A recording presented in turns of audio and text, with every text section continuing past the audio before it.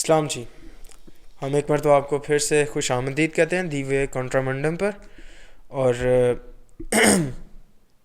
फिर से आज काफ़ी अरसे बाद मुलाकात भी हुई और काफ़ी मसरूफ़ भी थे हम लोग, लेकिन क्वाइट अमेजिंग। अच्छा हफ्ता गुजरा था और काफ़ी अच्छे लोगों से मुलाकात हुई, काफ़ी कुछ सीखने को भी मिला।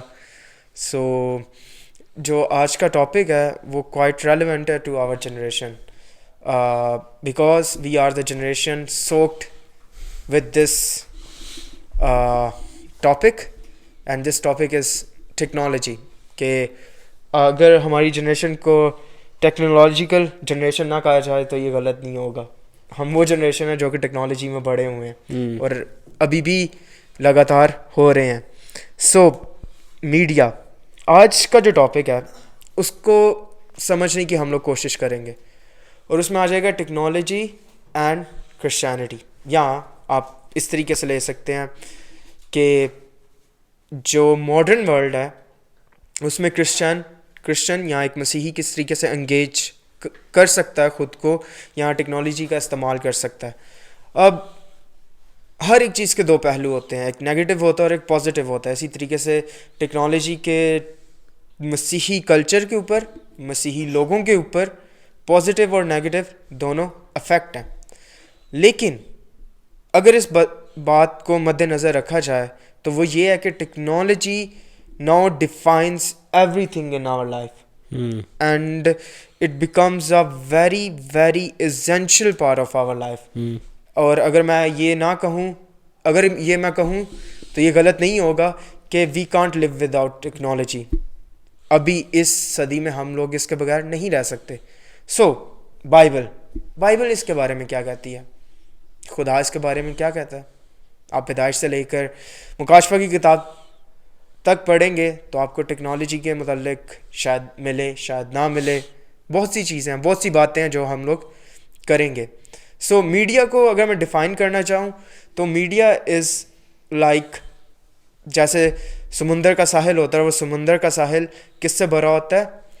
रेत के ज़रों से भरा होता है। और इसी तरीके से मीडिया है जो कि एक साहिल है, जो कि कंटेंट, इंफॉर्मेशन, ठीक है, इसके साथ भरा हुआ है। और इस में हम लोग डिफाइन नहीं कर पाते कि हमारे लिए कौन सी चीज़ बेहतर है जो हमने देखनी है और कौन सी चीज़ है जिसको छोड़ना है। So let's move to the topic and what is your thoughts about this topic और with about technology and Christianity. यार सबसे पहले बहुत अच्छा टॉपिक है ये, जिसके ऊपर बात होनी भी चाहिए, क्योंकि पॉजिटिव नेगेटिव पहलू हर चीज़ के होते हैं। लेकिन मसला ये है कि हम लोग डिफ्रेंशिएट नहीं कर पाते हैं कि पॉजिटिव क्या है और नेगेटिव क्या है। और ये एक सब्जेक्टिव रियलिटी है कि हर इंसान की हर चीज़ को लेकर के एक अपनी डेफिनेशन है। सही, ठीक। अब आप ले लें, क्या कह सकते हैं, खुदा को लेकर के हम जो क्रिश्चियंस हैं, हम एक डिफ़ाइन करने की कोशिश करते हैं, जितना हमें बाइबल बताती है, हम ट्रिनिटेरियन वे में बयान करने की कोशिश करते हैं। उसी के मुकाबले में अगर आप उनको ले लें, हिंदुओं को ले लें, उनके नज़दीक गॉड की डेफिनेशन बिल्कुल अलग है। पैंथीइस्टिक लोगों को ले लें, उनके नज़दीक गॉड की जो डेफिनेशन है वो बिल्कुल अलग है। और कुछ जो है हमारे इर्द गिर्द जो हमारे भाई हैं, वो लोग गॉड की डेफिनेशन जो है वो मोनोथिस्टिक उसकी डेफिनेशन देते हैं। अब ये सारे फिनोमिनास चल रहे हैं ना, ये मैं गॉड की बात से थोड़ा सा हट करके फिनोमिनास चल रहे हैं।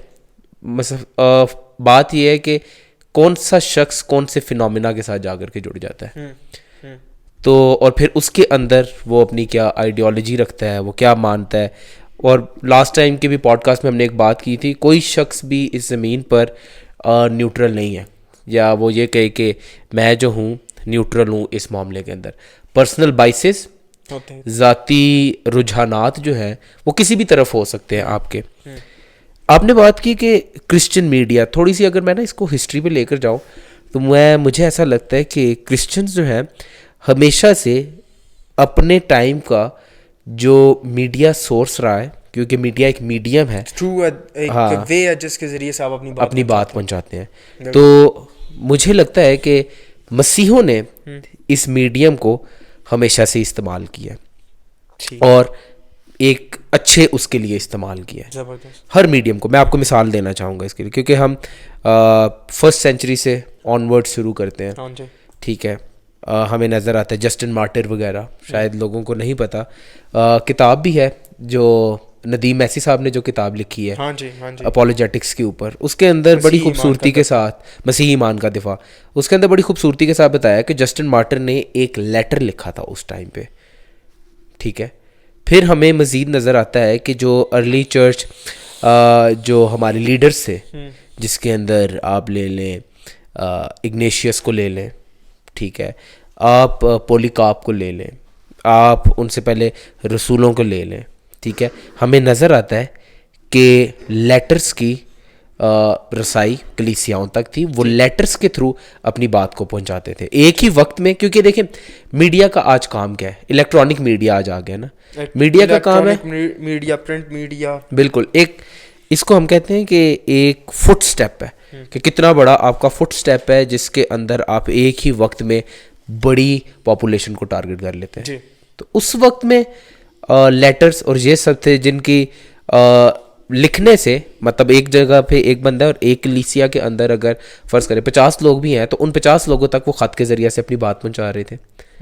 आज के दौर में क्या हो रहा है, आज के दौर में हमारे पास ये मीडियम चेंज होके इलेक्ट्रॉनिक मीडियम के अंदर आ गया है। जी, और बहुत से अच्छे क्रिश्चियंस को मैं जानता हूँ जिसके अंदर जस्टिन पीटर को आप ले लें, आप कॉस्टी हिन को ले लें, जिन्होंने एक पॉडकास्ट अपना शुरू किया है, और उसी के अंदर हमें नज़र आता है कि किस तरीके से वो लोग जो हैं इन मीडियम्स को इस्तेमाल कर रहे हैं खुदा के कलाम की बात एक बड़े स्पेक्ट्रम पे पहुंचाने के लिए।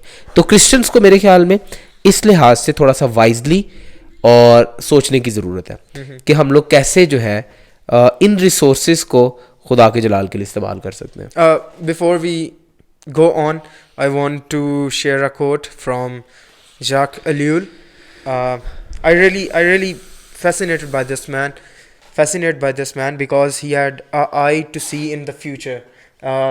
I should recommend you to read it or read about him, क्योंकि इनकी बुक्स जोन सी हैं वो बहुत ही थॉट प्रोवोकिंग है, ठीक है, और टेक्नोलॉजी के ऊपर इनका एक बहुत अच्छा क्रिटिक है। इसके अलावा नील पोस्टमैन है, Neil Postman, I don't know he is a Christian और not, but he had a good critique on technology or technological world. So no one knows where we are going. The aim of life has been forgotten. The end has been left behind. Man has set out at tremendous speed to go nowhere. Nowhere. So अगर मैं media पे या YouTube पे या Chrome पे search कर रहा हूँ, मिसाल के तौर पर रील आ जाती है, ठीक है, इनके कोड का मतलब समझाता हूँ। अब रील आ रही है, मैं देखता जाता हूँ, it is not relevant to me, ठीक है। एक बंदा वेस्ट में बैठा हुआ है, यूरोप में, अब वो अपनी किस चीज़ को मुझे दिखा रहा है, अपनी फैमिली की एंटरटेनमेंट को दिखा रहा है, मुझे उसको देखने से क्या फ़ायदा? It's leading me nowhere, it's giving me no purpose to watch it. Just I have eyes, then I am seeing it. I know in my heart, but I am seeing it. ठीक है, technology का सबसे बड़ा नुकसान ये है कि we don't, in technology the information which is necessary for me I don't know, ठीक है, उस चीज़ को डिफ्रेंशिएट करना होगा सबसे पहले, फिर आगे आगे हम लोग प्रोग्रेस करते हैं इस चीज़ को लेके। यूट्यूब के ऊपर अब हज़ारों किस्म की चीज़ें आ रही हैं, उनमें मुझे पहली बात प्रायोरिटी रखनी पड़ेगी कि भाई ये चीज़ें जो मैंने देखनी है वहाँ से, उसके बाद ख़त्म, ठीक है। मैं भी इस चीज़ का शिकार रह चुका हूँ और अभी भी हो जाता हूँ, लेकिन मैंने बहुत हद तक इस चीज़ के ऊपर काबू किया है कि जो चीज़ सुनने वाली है वो सुनो, उसके बाद ख़त्म करो या पढ़ो बैठ के, ठीक है।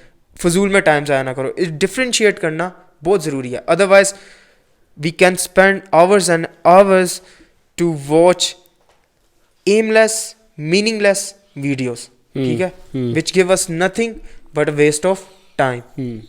Now jump to the people who prioritize to sit in front of their TVs ठीक है, and then in their mind they believe that if they are going to put on some Christian channel, कोई भी मसीही channel लगाएंगे, उसके सामने बैठ के वो दुआ कर सकते हैं. तो इसके मुतल्लिक आपका क्या ख्याल है? एक तो हो गया फ़िलहाल सोशल मीडिया के ऊपर थोड़ी सी बात की, इसको भी आगे लेकर चलते हैं, लेकिन टीवी के ऊपर जो मसीही इस तरह का रवैया रख रहे हैं, टीवी को उन्होंने रिप्लेस कर लिया चर्च के साथ. इसको थोड़ा सा एक्सपेंड करें, इसके थोड़ा सा क्रिटिक दें और लोगों को बताएं कि किस तरीके से गलत है.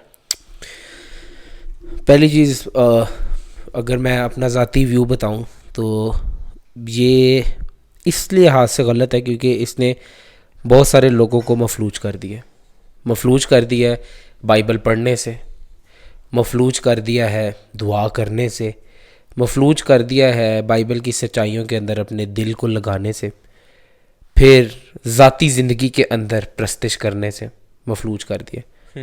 फिर एक और मसला जो आजकल सोशल मीडिया के ऊपर दिखाया जाता है, चीज़ें दिखाई जाती हैं.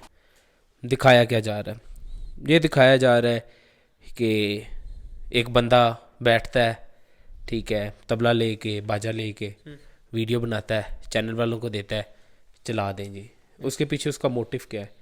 उसके पीछे उसका मोटिव खुदा को जलाल देना है? नहीं, टीवी चैनल के ऊपर आने के, लोग मुझे देखें, मैं अच्छा गा सकता हूँ. कुछ लोग तो इसलिए अपने गीत शाये करते हैं कि उनको अच्छे रिश्ते मिल जाए. मेरे में तो ऐसी भी सुनने में बातें आई हैं. तो यार ये सारी चीज़ें चल रही हैं. यार चीज़ें इतनी ज़्यादा ख़राब कर दी गई हैं, फिर ग्लैमराइज करके आपको दिखाया जाता है. और जब चीज़ों को ग्लैमराइज करके दिखाया जाता है तो मुझे वॉडी बॉकम की बातें ना बड़े दिल पे लगती है. वॉडी बॉकम कहता है सबसे पहले जहाँ से आपका तबाही और बर्बादी शुरू होती है वो यहाँ से होती है कि आपको डिसेंसिटाइज कर दिया जाता है. अब डिसेंसिटाइज क्या होता है? डिसेंसिटाइज होता है आपकी हिस्स को मार दिया जाता है कि वो फ़र्क कर सके सही क्या है गलत क्या है. ठीक हो गया. लास्ट पॉडकास्ट में एक मैंने बात की थी, एपिक्यूरियनिज्म के ऊपर बात की थी. एपिक्यूरियनिज्म ये बताता है कि अच्छाई का सोर्स जो है वो सारे का सारा मैं खुद ही हूँ, और अच्छाई का और बुराई का जो कुछ भी है वो मुझे पता है, मैं जो कर रहा हूँ वो ठीक है गलत है मुझे पता है, मैं अच्छी इंटेंशन से कर रहा हूँ. तो एपिक्यूरियनिज्म जो है वो इस आइडियोलॉजी के ऊपर चल रही है. अब आप देखो कि ये फिलोसॉफिकल आइडियाज़ जो है ये इसी उसके ऊपर चल रहे हैं. अब वो क्रिश्चियन चैनल्स चल रहे हो, अब वो कुछ भी हो, मसला क्या है? लोग डिसेंसिटाइज हो चुके हुए हैं, उनकी हिस्स ख़त्म हो चुकी हुई है. जिसमें ये बिल्कुल डिसेंसिटाइज का मतलब इसको आप इस तरह से ले लें कि लिग्नोकैन का मुझे इसकी एक अच्छी मिसाल याद आ गई, पॉल वॉशर ने दी थी जब वो अपना सरमन सुना रहा था मैनहुड पे. उसने कहा था कि हमारे कल्चर में we can't touch a girl, ठीक है, हम लोग औरत को नहीं थे छूते या लड़की को नहीं थे छूते. एक टाइम पीरियड आता था जिसमें हमें इजाज़त दी जाती थी मंगनी के बाद या मैरिज के बाद, ठीक है. कहता है और अगर छू भी जाना ना तो एकदम से हैरान परेशान हो जाना कि यार ये क्या हुआ. वो सेंसिटिविटी थी, ठीक है, वो एक क्या हिस्सा आपकी एक्टिव थी ना, एक्टिव थी, हसास थे आप उस चीज़ को लेकर, और उस चीज़ की एक खूबसूरती थी. लेकिन कहता है आज के ज़माने में वो खूबसूरती मर गई है. बिल्कुल, ये है डिसेंसिटाइजेशन. बिल्कुल. अब इसके अंदर मैं आपको मज़ीद बताता हूँ, इसको मैं मेडिकल की मिसाल से समझाता हूँ. डिसेंसिटाइजेशन क्या है? फ़र्ज़ करें आपकी ना दाढ़ के अंदर दर्द हो रहा है तो आप डेंटिस्ट के पास जाते हैं. डेंटिस्ट कहता है जी दाढ़ निकालनी पड़ेगी तभी इसका इलाज है. तो आप दर्द को महसूस कर रहे हैं लेकिन उसको दर्द को एहसास को ख़त्म क्या कर देंगे? वो लिग्नोकैन का इंजेक्शन लगा देंगे, ठीक है, वो आपके दर्द को क्या कर देंगे? ख़त्म कर दिया. अब आपको दर्द महसूस नहीं हो रहा, आपके एहसासात जो है उस टाइम के लिए वो क्या हो गया? बुझ गए. बिल्कुल इसी तरह से जो एहसासात हमारे अंदर हैं सही और गलत को ले करके उनको ख़त्म कर दिया गया, ठीक है. अब इसकी मैं बाइबली मिसाल आपको देता हूँ. बाइबली मिसाल क्या है? देखें, बाइबली मिसाल है रोमियो उसका पहला बाब. अगर आप पढ़ें रोमियो पहले बाब के अंदर वो बताता है कि खुदा ने, ठीक है, सब चीज़ें जो बनाई हैं उसको देख करके हम बता सकते हैं कि इसके पीछे कौन है. उसी बाब को आप पहले बाब को आप आगे पढ़ते चले जाएं, उधर लिखा है कि जब इंसान ने अपनी अकल से खुदा को जानना नापसंद किया तो खुदा ने भी उनको उनकी नापसंदीदा अकल के हवाला कर दिया। ठीक है, फिर आगे उसके लिखा है ताकि उनके बदन आपस में बेहुरमत किए जाएं। ठीक है, तो वो आगे वो सारी और ये सब कुछ हो रहा है। तो हम क्रिश्चियन चैनल्स की बेसिकली बात कर रहे थे। तो क्रिश्चियन चैनल्स का इशू ये है कि हर कोई ग्लैमर हासिल करने के लिए, फेम हासिल करने के लिए, अपना बाजा तबला अच्छा सुनाने के लिए कि मैं सुर कितने अच्छे लगाता हूँ, इस इंटेंशन के साथ आ रहा है। मैं आपको सच कहता हूँ, मैं इसके खिलाफ नहीं हूँ कि कोई मीडिया पे अपने गीत लगाए, बिल्कुल लगाए, लेकिन पहले खुदा को जाने। जब खुदा को वो जानेगा, जब खुदा की गैरत उसके अंदर होगी, फिर खुदा की गैरत के बाद उसके पीछे उसका मोटिव ये होगा कि इस गीत के जरिए से जो मैं पहुंचाना चाह रहा हूं, मकसद ये है कि खुदा ग्लोरीफाई हो और लोग गीतों के जरिए से खुदा को जाने। मैं इस चीज़ का, मैं आपको सच कहता हूँ, मैं इस चीज़ का बहुत बड़ा हामी हूँ। मैं कभी भी इस तरीके से बात नहीं करूँगा, बशर्ते कि एक क्या कहते हैं 9 साल का बच्चा उठता है, हल्का सा तबला बजाता है, हम कहते हैं देखें जी 9 साल का बच्चा तबला बजा रहा है, और 10 साल का बच्चा साथ बैठ के हारमोनियम बजा रहा है। ठीक है, और फिर होता क्या है कि हम वीडियोस लगा देते हैं, हम उन बच्चों को क्या देना शुरू कर देते हैं, फेम देना शुरू कर देते हैं। छोटे बच्चे के अंदर अभी तक ये सेंस डेवलप नहीं हुई, इवन के बहुत सारे मैच्योर बड़े लोगों के अंदर, कि वो फेम और खुदा के जलाल के लिए काम करना और अपने आप को ख़त्म कर देना, आजिज़ हो जाना, बिल्कुल ज़मीन के साथ लग जाना, ये बड़ों के लिए बड़ा मुश्किल है यार टैकल करना। आज हर कोई तो फेम के पीछे जान भाग रहा है। मैं लोगों में जाना जाऊँ, मैं जिधर जाऊँ लोग मेरे इर्द गिर्द हों। लोग उतनी देर तक स्टेजों में नहीं चढ़ते जब तक सामने 2000 बंदा ना बैठा हो। 2 बंदों के सामने या सड़क पे खड़ा होकर के खुदा के जलाल के कोई गीत गाने के लिए तैयार नहीं है, कैमरा लगा होगा तो लोग गीत भी गाएंगे। तो ये सारी चीज़ें थोड़ी समझने की है। और इसके अंदर लैकिंग कहाँ पर आ रही है? लैकिंग आ रही है साउंड बिब्लिकल टीचिंग के अंदर। अब चैनल साउंड बिब्लिकल टीचिंग्स नहीं कर रहे, तो शायद हो सकता है बड़े लोग इस पॉडकास्ट को सुनने के बाद मुझसे इख्तलाफ कर रहे हो, कहणगे कि हाँ तुसी एडे रहंदे नहीं सच्चाई दी मूरत, तुसी समझते तुसी कल्ले ही सच्चे हो। मेरे कहने का हरगिज़ मतलब ये नहीं है, लेकिन मेरे कहने का मकसद ये है कि आप एटलीस्ट थोड़ा सा सोचना शुरू करें। चलें, अब उन लोगों से मेरा सवाल है जो घरों के अंदर टीवीज़ के ऊपर दुआ करते हैं। अब आप मुझे ये बताएं कि आप ज़ाती तौर पर बाइबल पढ़ते हैं? दूसरा, ज़ाती तौर पर खुदा के हुजूर में आप कितना वक्त गुजारते हैं?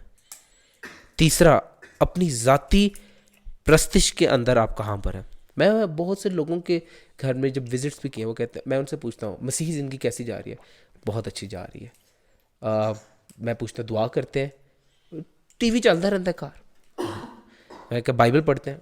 टीवी चलता रहता है। साढ़े घर ते 24 घंटे इंज हवावां फिजावां दे विच कलाम जड़ा ना फिर दीवारां सुनदियां पियां ने कलाम। हाँ देखे यार, अब ये क्या है?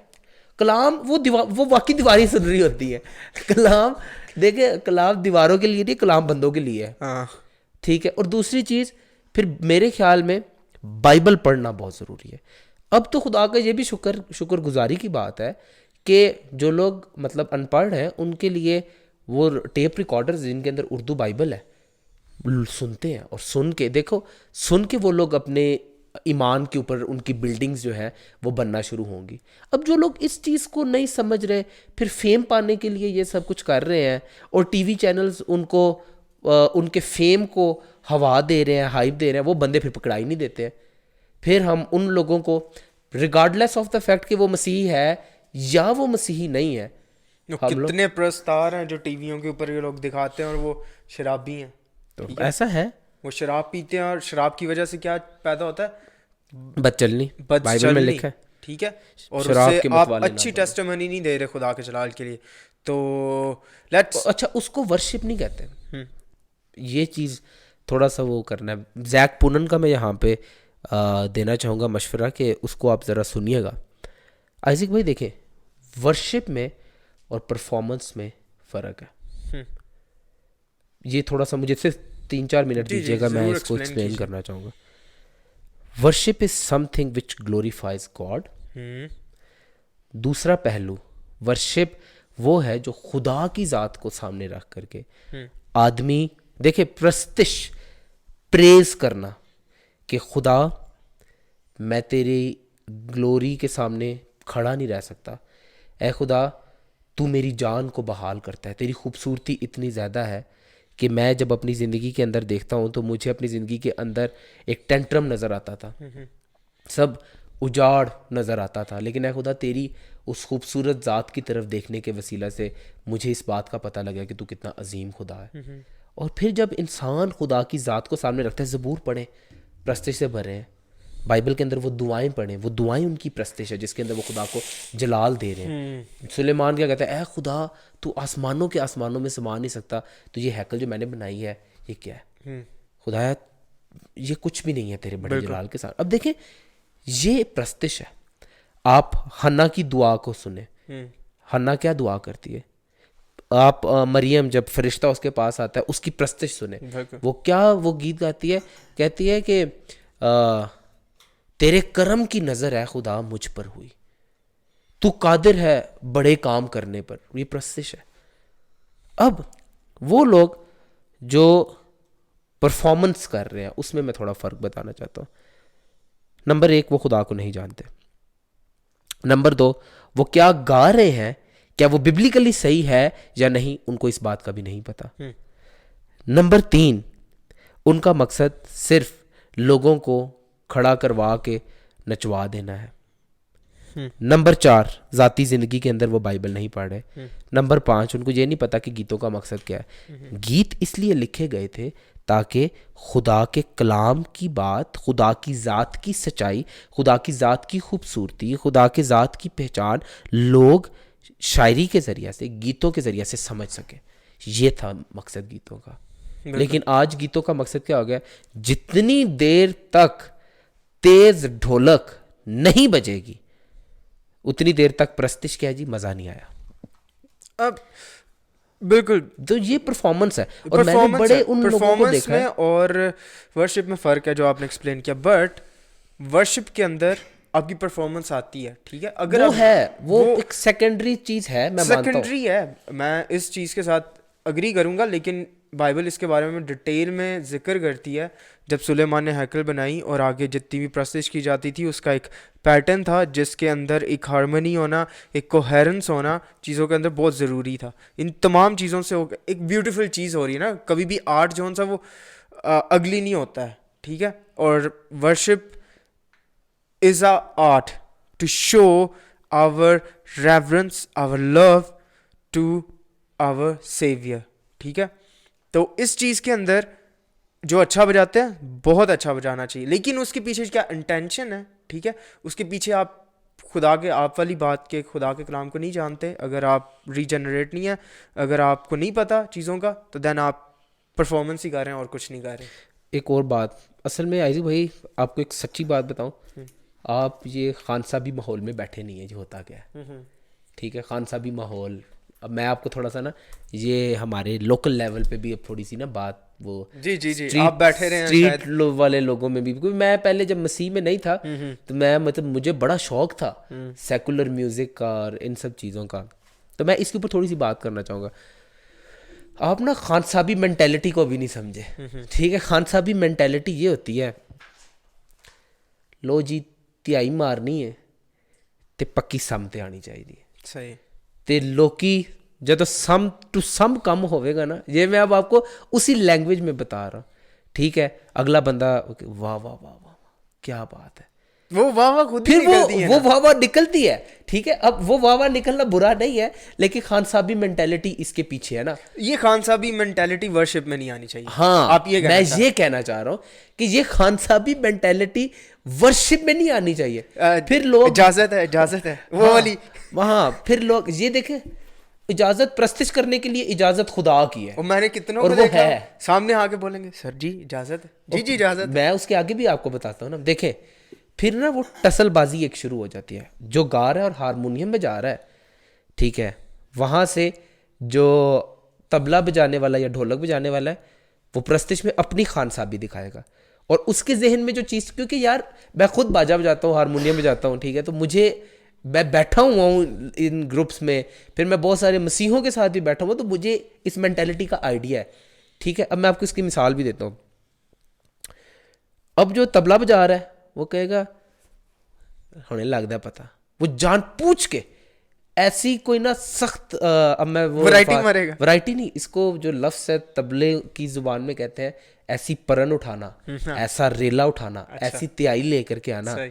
और ऐसी आड़ी किस्म की मारनी अच्छा। कि हारमोनियम बजाने वाला वो किसी तरह बाहर हो जाए, अच्छा। और वो लोग कहें कि वाह वाह वाह वाह वाह वाह क्या बात है। मैं आपको वीडियोस दिखा सकता हूँ कि चर्च के अंदर बैठ करके एक भाई ढोलक बजा रहा है, सामने 8-10 लोग बैठे हुए हैं, लड़के जिनको ढोलक सुनने का बड़ा शौक है, उधर प्रस्तिश चल रही है और तबला बजा रहा है, और साथ पीछे बैठे कह रहे हैं वाह वाह वाह उस्ताद जी, वाह वाह वाह उस्ताद जी, क्या बात है ਤੁਹਾਡੀ, क्या बात है ਤੁਹਾਡੀ।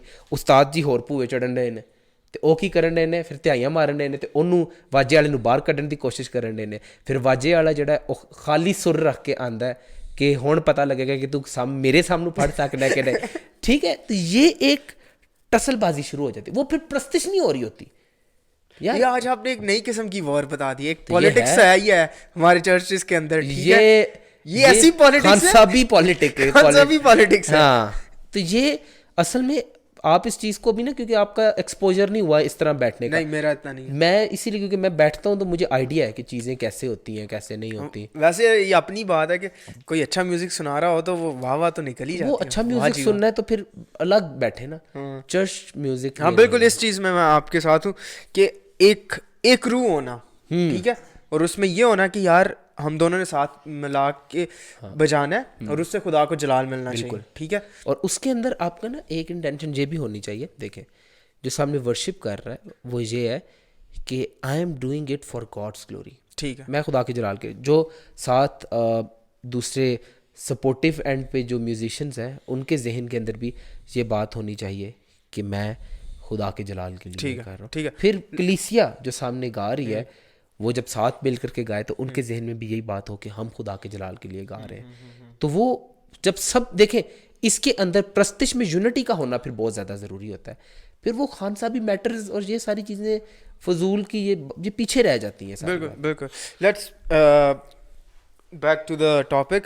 अब हम लोग लव्स ग्लैमराइज को डिस्कस कर रहे थे, तो ग्लैमराइजेशन एक ऐसी चीज़ बन जाती है माशरे के अंदर कि एक बंदा है, एक शख्स है जो टीवी पे आ रहा है। इसकी ना मिसाल मैं पिछले दिनों में एक डॉक्यूमेंट्री देख रहा था, उसके अंदर ना उन्होंने बता रहे थे कि बॉलीवुड के कौन से सुपरस्टार हैं, और जो शख्स जिसने सबसे पहले ये वाली पीक देखी थी वो कौन से था, वो था राजेश खन्ना, ठीक है। अब उसके अल्फाज मैंने यहाँ पे लिखे जब मैं लिख रहा था, ही सेड अबाउट हिमसेल्फ, ठीक है। उस एरा के अंदर लोग उसके बारे में, या अक्सर जो माएँ बहनें लड़कियां थी वो क्या सोचती थी, every girl wants boy like him, every mother wants her son to be like him, every sister wants brother like him, every wife wants the husband to be like him. This is the glamorisation.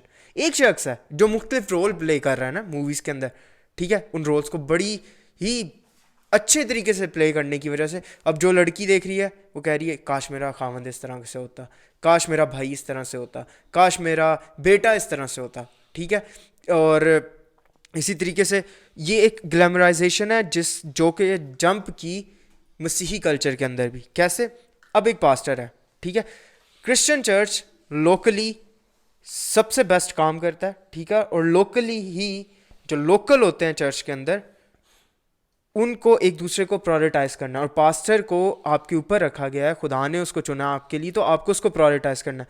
अब कलीसिया में क्या होता है, लोग prioritise करना शुरू कर देते हैं, अपने चर्च के पास्टर को नहीं पूछेंगे, वो बोलेंगे अच्छा अनवर फजल ने गल आकी, वो पास्टर जी थानू तो कुछ पता ही नहीं है, ठीक है, चाहे वो पास्टर जानता भी हो उसकी नहीं सुनेंगे, ठीक है, उसकी बात के ऊपर कान भी नहीं धरेंगे। क्यों? क्योंकि उन्होंने ग्लैमराइज कर लिया कि हमारा पास्टर कैसा होना चाहिए, अनवर फजल जैसा। हमारा पास्टर कैसा होना चाहिए, जितने भी टीवी पे, मुझे तो इन दो एसी का एक नाम आता है और 2-3 बजिंदर सिंह, अंकुर नरोला, वो जो इंडिया में हैं, उन्होंने तो अलग ही खप डाली हुई है, उनको बाद में डिस्कस करते हैं। तो ये है ग्लैमराइजेशन का नुकसान। अब जो मसीही टीवी के आगे बैठ के अपनी इबादत करते हैं ना, पहली बात आप इबादत नहीं कर रहे, आप अपना वक्त ज़ाया कर रहे हैं, आप अपने कुछ भी नहीं कर रहे खुदा को जलाल देने के लिए। खुदा को जलाल देने का जो पैटर्न मसीहत ने बताया या कलाम ने बताया है वो ये है कि अपने बहन भाइयों के साथ जमा होने से बाज ना हो, ठीक है। उसके अंदर एक लीडर है जो कि पास्टर है, फिर एल्डर्स हैं जिनका इकट्ठा होना ज़रूरी है। पहली बात, अगर आप एक कम्युनिटी में हैं, आपको अपनी कम्युनिटी का नहीं पता और आप कह रहे हैं कि हम टीवी तक ही ठीक है, देन आपके अंदर वो लव ही नहीं है जो कि मसीह का है, ठीक है। वो मोहब्बत ही नहीं है, वो अगापे मोहब्बत नहीं है जो कि मसीह ने आपके अंदर डाली है। इसी वजह से आप आइसोलेट रह के ज़्यादा अपने कंफर्ट जोन के अंदर, जब आप बाहर निकलेंगे आपका कंफर्ट जोन नहीं होगा, आपको अलग लोग मिलेंगे, अलग तबीयत के लोग मिलेंगे, अलग मूड रखने वाले लोग मिलेंगे, उन सब के साथ टैकल करना है। इसीलिए खुदा ने आपको पुट किया, एक जगह पे रखा कि आप लोगों के साथ एंगेज हों और आप दूसरों को माफ़ करना सीखें। आप माफ़ी नहीं सीख सकते, लोगों की बातों को बर्दाश्त करना नहीं सीख सकते। टीवी के आगे बैठ के प्रस्तिश कर जाना, दुआ करना, और जब वो जोश में आ रहे हैं आप भी जोश में आ रहे हो, और मैंने बहुत से लोगों को देखा ये करते हुए जो कि गलत है। और फिर इसके ऊपर एक और बात है, बाइबल को निगलेक्ट करते हैं, बाइबल नहीं रीड करते, ठीक है। और अपनी जो पर्सनल वर्शिप है, ठीक है, वो भी नहीं करेंगे, बस गीत सुन लिया, ठीक है। ये नुकसान है बहुत बड़ा मसीही टीवी चैनल्स का। अब मसीही टीवी चैनल्स अपनी टीआरपी बढ़ाने के लिए क्या लफ्ज़ इस्तेमाल करते हैं, और ये मैनिपुलेशन है। मैं बोलूँगा कि ये मैनिपुलेशन है, ठीक है। ये यहाँ तो क्लियर करें, ठीक है, लोगों को बताएं कि ऐसा नहीं है। टीवी देखने से आपको बरकत नहीं मिलती। आईजी टीवी ऑन कर लें, बरकत टीवी ऑन कर लें, कोई भी टीवी आप ऑन कर लें, इवन कि ये पॉडकास्ट देखने से भी आपको बरकत नहीं मिलेगी। इससे जो आपको मिल रहा है एक विजडम मिल रहा है, इससे आपको हिकमत मिल रही है, ठीक है। इससे चीज़ों को देखने का नजरिया मिल रहा है आपको, ठीक है। इसमें बरकत नहीं है। बरकत एक चीज़ में वो है खुदा के कलाम से जो ओरिजिनेट होती है, ठीक है। या वो लोग जिनको खुदा ने इख्तियार दिया हुआ है, जब वो बरकत देते हैं तो आपको बरकत मिलती भी है। यहाँ जो भी कॉन्सेप्ट है, अब टीवी वाले क्या कहते हैं, यहाँ पे स्टिक रहे, खुदा आपको बरकत दे, इस ऐड को देखें, खुदा आपको इसके वसीला से बरकत दे, ठीक है, इस प्रोग्राम को देखें, इसके वसीला से बरकत दे। बरकत is a word that is a sugar for the people to stick them to the screen, ठीक है। शुगर है ये वर्ड। तो इस वर्ड को ना थोड़ा सा एक्सप्लेन करें, लोगों को बताएं कि बरकत का मतलब क्या है। और टीवी के ऊपर बैठे प्रोग्राम्स को देखना ना, ये बरकत का सबब नहीं बनते। मैं तो इस चीज़ के साथ डिसएग्री करता हूँ। वो क्या लिखा है, मुबारकबादियों में क्या बरकतें हैं? बहुत सी बरकतें। मुबारक हो तुम जो पाक दिल हो क्योंकि खुदा को देखोगे। मुबारक हो तुम जो रहम दिल हो क्योंकि तुम पर रहम किया जाएगा। ये बरकतें हैं। आज बरकत मुबारक हो तुम जो टीवी देखते हो। ऐसा कहीं आया है? यही बात पे मैं आने वाला था, आपने पहले ही कर दी है। उसके अंदर वो कहते हैं जो मुबारक के लिए लफ्ज़ इंग्लिश बाइबल में है ब्लेसेड। हाँ। उर्दू में अगर हम मुबारक को मज़ीद डिफ़ाइन करें, बाबरकत, जिसके पास बरकत है। और वो कहते हैं मुबारक हो तुम जो दिल के गरीब हो, ठीक है। मुबारक हो तुम जो दुख सहते हो। मुबारक हो तुम जो गमगीन हो। मुबारक हो तुम जो सुलह करवाते हो। मुबारक हो तुम जो पाक दिल हो। मुबारक हो तुम जो रहम दिल हो। मुबारक हो तुम जो मेरे नाम की खातिर सताए जाते हो। ये बरकतें हैं। तो बरकतों की डेफिनेशन, फिर लोग ना बरकत को एक बहुत बड़ा मिसकॉन्सेप्शन है। बरकत इस को मिसकंसेप्शन को ना सही, इसको ना क्या कहते हैं, हम इसको करते हैं यार। असल में मिसकॉन्सेप्शन क्या, देखो अल्टीमेट सोर्स बरकत का जो है वो खुदा है, ठीक है। फिर हमें इस बात को देखने की ज़रूरत है, बरकतों के अंदर हमें डिफ्रेंशिएट आगे मज़ीद हम डिवाइड करते हैं। एक है वो बरकत जो एक आम बरकत है, और एक वो बरकत जो कि ख़ास बरकत है। आम बरकत के अंदर हम देख सकते हैं औलाद की बरकत, खुदा गुनाहगारों को भी देता है, खुदा ईमानदारों को भी देता है, रासबाजों को भी देता है। सूरज को वो नेकों पर भी चमकाता है, बदों पर भी चमकाता है। मींह को वो नेकों पर भी चमका रहा है, बदों पर भी चमका रहा है। तो ये खुदा की एक आम बरकत है जो कि खुदा की मर्सी को हमारे सामने, खुदा की मेहरबानी को, खुदा के रहम को, खुदा के फजल को दिखाते हैं कि हम इन सब के हकदार नहीं हैं, लेकिन खुदा रहीम खुदा है कि उसने फिर भी हमें ये सब बरकतें दी हुई हैं। खाने को रोटी, पीने को पानी, पहनने को कपड़ा, सर के ऊपर छत, ये बरकतें बहुत से गैर ईमानदारों के पास भी है, शायद ईमानदारों से बढ़ कर के हैं, ठीक है। तो ये बरकतें आम होगी खुदा की। जिसके अंदर खुदा देता है। अब एक है बरकत ख़ास, ठीक है, जिसके अंदर हम क्या कह सकते हैं, सबसे पहली बरकत निजात। निजात खुदा की बरकत है। फिर निजात जब खुदा की बरकत है तो उसी ख़ास बरकत के अंदर हम देखते हैं कि खुदा ने आपको बरकत दी। फिर खुदा की ये बरकत हो सकती है, जैसे हम बात करें, आप खुदा के जलाल के लिए बजा सको, आप खुदा के जलाल के लिए लिख सको, आप खुदा के जलाल के लिए वन ऑन वन किसी के साथ बैठ सको, आप खुदा के जलाल के लिए मसीह के जैसा नमूना अपने घर के अंदर दिखा सको, आप खुदा के जलाल के लिए अपनी कलीसिया के अंदर एक बेहतरीन मसीही होने का नमूना दो जो कि और मसीहों तक आगे रीच करे। ठीक है, हो सकता है खुदा ने आपको ये बरकत दी हो कि आप एक पॉडकास्ट पे बैठ करके काम कर रहे हो सकता है खुदा ने आपको ये बरकत दी हो कि आप एक टीवी चैनल पे खुदा के लिए काम कर रहे हो। ठीक है, अब ये तो हमारी होगी बरकतें, और बेशक ये भी खुदा की बरकतें हैं कि तोहफा, बरकत, गिफ्ट। हाँ, खुदा की ये भी बरकत हो सकती है कि हमारा कोई काम फंसा हुआ है और हम खुदा के सामने आजिज़ हैं और खुदा ने अपने फजल के वसीला से उस काम के लिए रास्ता क्रिएट किया है। खुदा की बरकत है ये, ठीक है।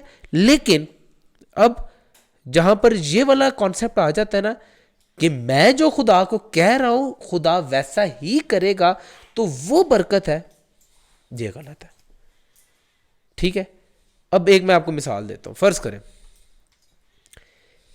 एक बंदा है, ठीक है, वो कहता है जी मुझे खुदा ने बरकत दी है गूंगी और बहरी बदरूहों को निकालने की। अच्छा जी, ठीक है, और फिर वो ग्लैमराइज, वो भी ग्लैमराइज करते हैं। अच्छा। कि हाँ ये गूंगी और बहरी बदरू स्पेशलिस्ट हैं जी। अच्छा, ऐसे वो खास वो पोस्टर चलते हैं। अच्छा, तो कि उनके डॉक्टर साहब आ गए, ये रूहानी डॉक्टर है।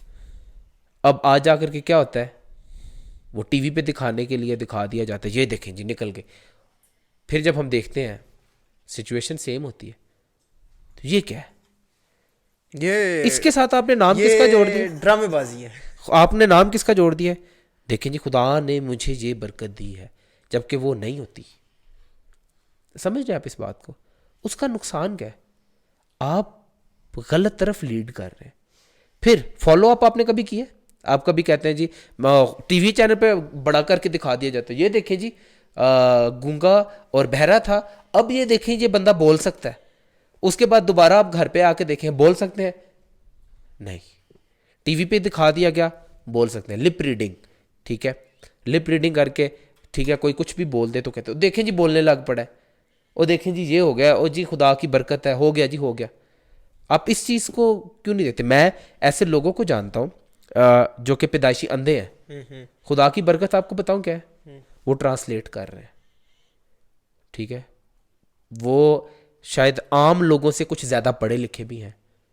क्या ये खुदा की बरकत नहीं है? क्या खुदा की बरकत सिर्फ यही है कि उसकी आंखें खुल जाए? खुदा ने उस शख्स की आंखें नहीं खोली, और वो खुद भी खादिम है खुदा के, कराची के अंदर रहते हैं, हमारे बड़े अच्छे दोस्त हैं। ठीक है, उन्होंने, हमने जोएल भाई ने उनके साथ बैठ करके हमारे चर्च के उस पे कुछ मिल करके हमने थियोलॉजिकली बाइबल में से हवाले उठा के गीत लिखे हैं, तकरीबन 100-150 के करीब। क्या ये बरकत नहीं है? लोग बरकत, लेकिन लोग बरकत किसको कहेंगे जी? आंखें खुल जाना ही बरकत है। ठीक, लेकिन वो जो खुदा ने दूसरी बरकतें दी हैं कि वो लिख सकते हैं, एक आम बंदे से ज्यादा पढ़े लिखे हैं, उसको बरकत क्यों, उसको बरकत कंसिडर भी नहीं करेंगे। So we can say that TV is a big medium to manipulate theological terms as well. बिल्कुल ऐसी है। So अब मैं बता, यहाँ पे हम दो वर्ड्स में स्टक हो जाते हैं, एक वर्चुअल वर्ल्ड और एक स्पिरिचुअल वर्ल्ड है। ठीक है, और now we are trying to make a connection between virtual world and spiritual world. ठीक है, वर्चुअल वर्ल्ड का मतलब ये है कि जो मीडिया, ठीक है, इलेक्ट्रॉनिक मीडिया है, उसमें टीवी या ये यूट्यूब, सोशल मीडिया सारा आ जाता है। और स्पिरिचुअल वर्ल्ड रूहानी दुनिया या रूहानी आलम। ठीक है, अब हम इन दोनों को कनेक्ट करने की कोशिश कर रहे हैं, जो भी करने की कोशिश कर रहे हैं। अब दिखाया कुछ भी जा सकता है मैनिपुलेट करके। ठीक है, इस मैनिपुलेशन से आपने बचना है। पहली बात, जो नजर आ रहा है उस पर एकदम से बिलीव नहीं करना, कभी भी नहीं, चाहे बड़े से बड़ा मौजज़ा ही क्यों ना करके दिखा दें।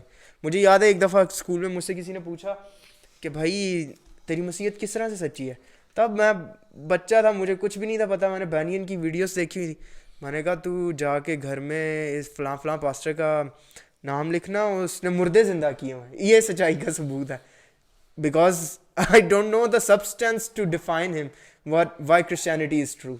ठीक है, तो ये थी एक मैनिपुलेशन। वो बाद में पता चला कि बहनियन साहब सब कुछ फेक करते हैं। उन्होंने ठीक है? कन्फेस किया यार, उनको कन्फेस किया। देख ले। सो अब हम लोग गलती क्या करते हैं, हम कलीसिया को भी वर्चुअल वर्ल्ड के लेंस से डिफाइन करने की कोशिश करते हैं, उस रियलिटी को जो कि गुनाह है, उस रियलिटी को जिसमें ऐसे लोग रह रहे हैं जो कि जिनको खुदा ने आज़ाद किया, ठीक है, और जिसके अंदर कलाम की सेहत बख्श बातें होनी चाहिए, गैदरिंग्स होनी चाहिए, डिस्कशंस होनी चाहिए, वो सारी की सारी हम वर्चुअल वर्ल्ड के ज़रिया से डिफाइन करने की कोशिश कर रहे हैं। मैं अगर ये ना कहूँ तो ये गलत नहीं होगा कि रीडिफाइन कर रहे हैं सारी चीज़ों को, ठीक है, जो कि खुद में ही गलत है। देन हम कोई ऐसा मैस क्रिएट कर लेंगे जिसकी हमें भी नहीं समझ होनी, और लोगों ने किया भी हुआ। ठीक है, टीवी के ऊपर कुछ और है, घरों में कुछ और है, लोगों में कुछ और है। ये सिरे से मैनिपुलेशन है। ठीक है, अब इस चीज़ को टैकल करना बहुत ज़रूरी है।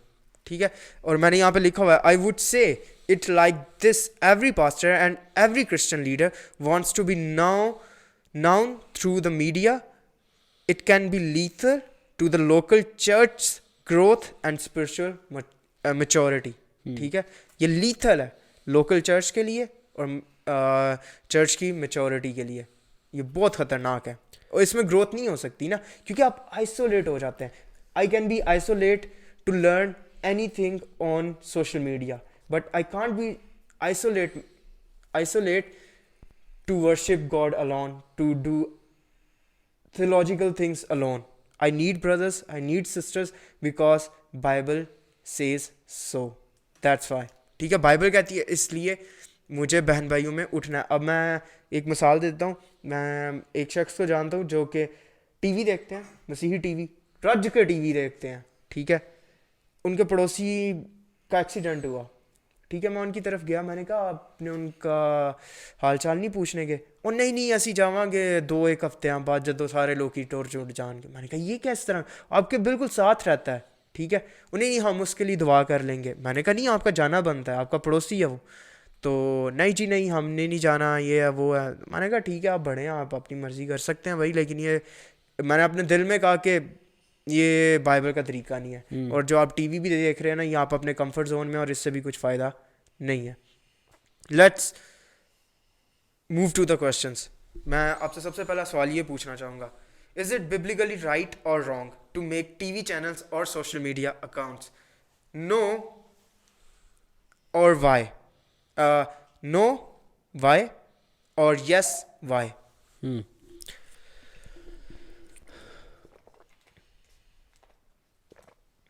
मुझे लगता है कि सोशल मीडिया अकाउंट्स बनाना या ये करना गलत नहीं है, ठीक है, लेकिन गलत है भी।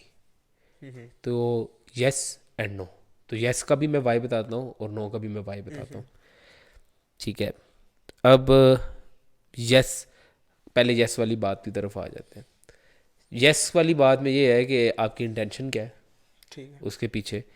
मिसाल के तौर पर मैं आपको एक मिसाल देता हूँ कि मुझे याद है अज़ीम भाई लास्ट पॉडकास्ट में भी थे हमारे साथ।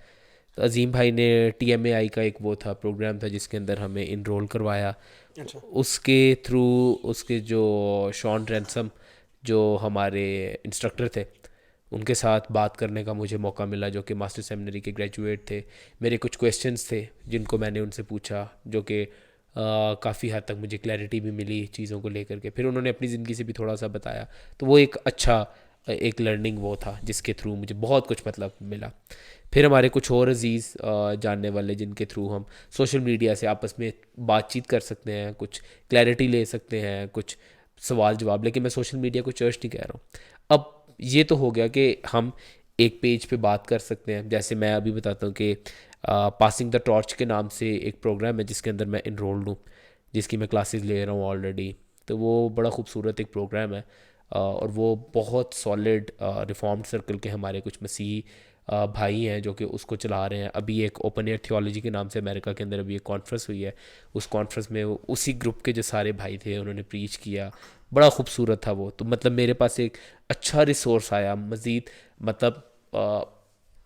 मतलब यहाँ से हट करके एक अलग जगह पर भी एक इनक्रेजमेंट है कि हमारे मजबूत मसीही भाई मौजूद हैं। और फिर एक और भाई है कि वो अपनी अपनी कैपेसिटी के अंदर खुदा के जलाल के लिए कैसे काम कर रहे हैं। तो ये मेरा हो गया यस का आंसर। अब नो का आंसर मैं बताता हूँ कि आपकी मोटिवेशन और चीज़ों का बिगड़ते हुए कभी पता नहीं लगता है। ठीक है, मैं आपको मिसाल देता हूँ।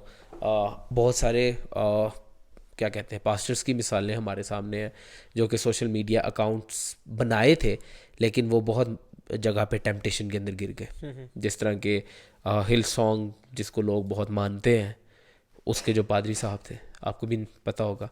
ठीक है, फिर उन्होंने इस चीज़ को कन्फेस भी किया था। और टिम चैलिस हमें नज़र आता है कि सोशल मीडिया अकाउंट के ऊपर वो भी एक आजमाइश के अंदर गिर गया। तो लेकिन उसी के साथ उसका एक हल ये हो सकता है कि वो अकाउंटेबिलिटी चेक्स हो, आपका फ़ोन क्लियर हो, दूसरे बहन भाइयों के पास उसके पासवर्ड्स हों जो कि उसको रीच कर सकें, समझ सकें। तो नो के मुख्तलिफ रीज़न्स हैं कि आपके बातों में और चीज़ों में क्लैरिटी का होना भी बड़ा ज़रूरी है। बहुत मरतबा जब आप अकेले रह जाते हो, तो बहुत मरतबा जब आप किसी अकाउंटेबिलिटी के नीचे नहीं होते, तो रवि ज़कराइस वाली सिचुएशन किसी के ऊपर भी आ सकती है। कोई भी बड़ा नहीं है और कोई भी दूर नहीं है और आजमाइश से। रवि ज़कराया ये we can discuss in another podcast, क्योंकि मुझे शक है कि ये सारी एक साजिश थी बहुत बड़ी, क्योंकि wherever he goes with his wife. ठीक है, उसकी बीवी हमेशा उसके साथ होती थी। आपको कैसे पता? क्योंकि उसकी बीवी ने कहा और उसकी उसने बेटी ने डिफेंड भी जो किया। और उसकी बेटी ने जो दिया था वो फैक्ट्स account। हैं, वो फैक्ट्स हैं, लेकिन मतलब डिनाई नहीं कर सकते ना एक चीज़ लेट्स को। Leave this topic for another podcast. ठीक है, अब बात ये करते हैं कि my second question is, should every pastor start a TV channel? के हर पादरी जो उठे वो बोले टीवी चैनल बनाना है, फेसबुक पेज पे बनाना है। मेरे ख्याल में अगर तो आप सॉलिड बिब्लिकल टीचिंग कर रहे हो, ठीक है, तो उसके लिए तो आप एज अ मीडियम इसको इस्तेमाल कर सकते हो। लेकिन इसके पीछे फिर वही, अगर आपकी इंटेंशन ग्लैमर हासिल करना और फेम हासिल करना है, तो मैं ये कहूँगा कि बिल्कुल नहीं बनाना चाहिए, बल्कि प्रीच भी नहीं करना चाहिए। क्योंकि फिर वो प्रीचिंग के अंदर भी शुगर कोटिंग वाली चीज़ें आएंगी और थियोलॉजिकल एंड जब ख़राब होगा, खुदा के जलाल के लिए चीज़ें नहीं होंगी। तो मेरे ख्याल में लोकल चर्च को अहमियत देनी चाहिए। लोकल चर्च, ठीक है, इसके ऊपर भी डिस्कस करेंगे। मेरा तीसरा सवाल ये है, what is the impact of TV channels और social media accounts on a simple Christian brothers and sisters? मतलब किस तरह से इफेक्ट की आप बात बिल्कुल। करें, कैसे, मतलब क्या, इसको थोड़ा elaborate If it करें। is positive impact, explain it, or negative impact, how does it worsen the condition of the people? ठीक है, हमने बहुत कुछ क्या कहते हैं यूट्यूब से सीखा है, अच्छा, सोशल मीडिया अकाउंट से सीखा हाँ है, जी, हाँ हमें जी। रिफॉर्म थियोलॉजी का बहुत ज़्यादा वहाँ से पता लगा है, फिर हमने बहुत सी किताबें पढ़ करके भी सीखा है। तो वो वाइस वर्सा चीज़ें चली हैं। लेकिन अगर बात की जाए तो मीडिया ने हमारी बड़ी मदद की है और खुदा का शुक्र है कि हमें अच्छी गाइडलाइन भी साथ साथ मिलती रही है कि ये करें, ये करें, ये करें। तो उसका एक अच्छा पहलू भी है, लेकिन उसका एक बुरा पहलू भी है, क्योंकि एल्गोरिदम सेट होते हैं ना कि आप क्या देखते हैं। तो जैसे आपने शुरू में रील्स के ऊपर बात की थी, तो एक बंदा रील्स देख रहा है। अब इसके अंदर एक और छोटा पॉइंट ऐड करूं कि लोगों को एल्गोरिदम्स इतने अच्छे सेट हैं, उनको आपके माइंड का पहले से ही पता है। देखें, एक चीज़ है जो कि 6 मिनट लंबी है और एक चीज़ है, फ़र्ज़ करें एक छोटा सरमन की वीडियो, वो भी 6 मिनट की है। और एक वो चीज़ है जिसके अंदर कुछ सेंशुअल चीज़ दिखाई जा रही है, और एक वो है जिसके अंदर क्या कहते हैं, आप जैसा एक पादरी बैठ के बातें कर रहा है लोगों को मैं मिसाल दे रहा हूँ, आप जैसा एक पादरी बैठा हुआ है, ठीक है, वो बैठ के लोगों को बात बता रहा है कि देखें जी ये गलत है। तो पादरी वाली बात को लोग पूरे 6 मिनट तक नहीं देखेंगे। वो फ़र्ज़ करें कोई 3.25 मिनट देखा है उन्होंने, और जिसके अंदर थोड़ी सी सेंशुअलिटी दिखाई जा रही है, तो वो पूरे 6 मिनट तक देखेंगे। ठीक है, अब पूरे 6 मिनट जिसको देखा है उन्होंने, तो उनको सिस्टम इतना तेज़ है, उसने डिटेक्ट कर लिया है इसमें इसका इंटरेस्ट है, और इस स्पेसिफिक चीज़ के अंदर इसका इंटरेस्ट है। फिर आपकी सर्चिस से तो उस पर होता क्या है, आपके सामने वही कंटेंट आएगा, वही सब चीज़ें आएगा जो आपको उस तरफ मूव कर, अभी तो आप बोल रहे हो तो वो सुन लेता और सजेशंस आना शुरू हो सजेशंस आना शुरू है। अच्छा अकाउंट्स के बारे में ना एक बड़ी फनी, हमारे कुछ अपनी ही लड़के हैं 3-4, उनके यार बेतहाशा अकाउंट्स बने हुए हैं। इस चीज को भी ना टैकल, भाई ये अकाउंट काफी है ना, मैंने तो एक भी नहीं बनाया ओ हुआ। यार ये लड़कों की बातें ना करो, ये ड्रामेबाजी नहीं है। ये हमारी नहीं और भी लड़कों की बात है, पता नहीं किस किस की आईडी लॉग इन की होती है, खुद को क्या वक्ते डाल लेते हैं। नहीं तो मैं वो लड़कों की बात बता रहा हूँ ना। देखो नौजवान नस्ल और नौजवान लड़कों के साथ टैकल करना इसलिए मुश्किल है, क्यों? क्योंकि इसलिए उनके जो मुश्किल है जज्बात होते हैं ना, वो एक बिफरते हुए मौजों से भरे हुए समुंदर की तरह होते हैं, समझ रहे हो? उसमें क्या होता है, उसके अंदर वो दूर से वेव आ रही होती है और आ करके जब वो साहिल के ऊपर टकराती है और फिर वो पीछे जाती है, तो फ्लक्चुएशन जज्बात की वो ऐसे है। लेकिन इसका हरगिज़ मतलब ये नहीं है कि वो कंट्रोल नहीं हो सकती। तो मेरे ख्याल में नौजवानों के साथ एक पर्सनल लेवल पे एक रिलेशनशिप में जाके उनके साथ बात करना। और एक और नुकसान मैं आपको बताता हूँ, मसला पता है क्या है कि नौजवान समझते कभी क्यों नहीं है, क्योंकि आप उन्हें ये तो कह रहे होते हो। इसकी मैं मिसाल देता हूँ, पंजाबी च मिसाल देना, कहते ने ਉਹ ਸਾਡੇ ਪੁਰਾਣੇ ਬਜ਼ੁਰਗ ਕਹਿੰਦੇ ਸਰ ਰਾਤ ਨੂੰ ਪੈਂਦਾ ਨਹੀਂ ਕੱਸਣੀਆਂ ਚਾਹੀਦੀਆਂ। हाँ क्यों नहीं कसनी चाहिए? हाँ पुराने बुजुर्ग कहते सर रात ਨੂੰ ਨੌ नहीं ਕੱਟਣੇ ਚਾਹੀਦੇ। फिर जी अब क्यों कटने नहीं चाहिए? अब बुजुर्ग कहते सर, वो बुजुर्ग क्यों कहते सर ए दसो, ए ना दसो कि क्यों नहीं कटने चाहिए। फिर क्यों नहीं पैंदा कसनियाँ चाहिए रात ਨੂੰ ਜਿਹੜਾ ਨਾ ਘਰ 'ਚ ਬੋਕਰ ਨਾ ਫੇਰੋ, ਕਿਉਂ ਨਾ ਫੇਰੋ, ਵਜ੍ਹਾ ਕੀ ਹੈ ਐਵੇਂ। ਅੱਛਾ ਇਹਦੇ 'ਚ ਕੀ ਨੈਸ਼ ਹੈ? ਹੁਣ ਤੁਹਾਡੇ ਸਾਹਮਣੇ ਗੰਦ कचरा फैल गया, ਉਹਨੂੰ नहीं चुकना। लेकिन ये क्या है, हमारी ये सुपरस्टिशंस है। लेकिन जब आप क्यों पूछते तो क्यों का कोई जवाब नहीं देता। एक नौजवान को आप कह रहे हो ना कि यार, मिसाल देता हूँ, अकाउंट्स की मिसाल ले लो यार, 5-6 अकाउंट्स बनाए हुए, क्यों बनाया? आजकल में कोई भी बात नहीं सुनना चाहता और वो सुनेगा भी नहीं, अनटिल एंड अनलेस आप रैंडम बात ना करो, उसके पीछे आपकी रिसर्च हो कि उसके फिर आप उनके सामने एक आज के जमाने में रैंडम बात हो ही नहीं सकती, हो ही नहीं सकती। फैक्ट्स आप सीधी बात करो और उनको रीजन दो, लॉजिक दो कि भाई ये चीज के क्या कहते हैं, फवायद ये हैं और नुकसानात ये हैं, आगे तुम्हारी मर्जी है, तुम अपने आप से, क्योंकि आप बताओगे भी तो वो ये समझेंगे कि he is trying to controlling और रूलिंग ओवर माई लाइफ। तो कोई भी उसको वो चाहता नहीं है। तो मेरे ख्याल में आपको ये जो टीचिंग एंड पे जो लोग बैठे होते हैं ना, उनका भी मसला है कि वो क्यों का जवाब नहीं देते हैं। तो क्यों का जवाब आप ज़रूर पहले क्यों का जवाब तलाश करें, फिर बात करें, ताकि वो आपकी बात भी सुने। क्यों क्यों क्यों हम लोग सुने या क्यों करें? क्यों करें, तो उसका आप जवाब दें कि इस वजह से। फिर बाइबली आपका पता हो कि बाइबल क्या कहती है, फिर आपको पता हो कि उसके नुकसानात और फवाइद क्या है। तो आप एवरी रैंडम किसी को कहते हो, कहेंगे कि यार आप कौन होते हैं मुझे ऐसे कहने वाले। तो ये भी एक मसला है। So my next question is how it change the local church leaders perception, ठीक है, about their ministry or work, and level of expectations change, how the level of expectation changes in congregation related to their pastor, ठीक है। अब यहाँ पे बहुत सी चीज़ें change होती हैं टीवी को लेके सामने रखते हुए, ठीक है, उस चीज़ को थोड़ा सा एक्सप्लेन करे, उनका इंटरेक्शन और मुख्तलिफ चीज़ें जो उनसे होती हैं। यार खुदा करे कि एथेनेशियस जैसे खादमीन उठे आज कलीसियाओं के अंदर उस जज्बे के साथ, उस जज्बा मेन चीज़ है, जज्बा। देखें एक तरफ एथेनेशियस, और आपको मज़े की एक और चीज़ बताऊं, जो वो था एरियस, एथेनेशियस और एरियस दोनों ही सेम जगह के रहने वाले थे, अलेक्जेंड्रिया। और एक ही जगह से आप देखो, खुदा ने एक शख्स को उठाया जिसने मसीहत का दिफा किया, और एक शख्स वो उठा जिसने बिद्दत निकाल दी। लेकिन खुदा ने एथेनेशियस को कायम रखा, खड़ा रखा। बहुत सारी धमकियां भी थी कि उसको मार देने तक की। फिर मैं दुआ करता हूँ कि खुदा जॉन हस जैसे खादमीन को खड़ा करे जो कि दिल रखते हों खुदा के लिए। वी नीड फेथफुल पाकिस्तानी कलीसिया, हाँ पाकिस्तानी कलीसिया के हमें वो लोगों की ज़रूरत है जो कि फेथफुली खुदा के कलाम को सीरियस लें। जब मैं आपको एक बार बताऊँ आइज़िक भाई, जो लोग खुदा के कलाम को सीरियसली लेते हैं, हमें उसका असर नज़र आता है।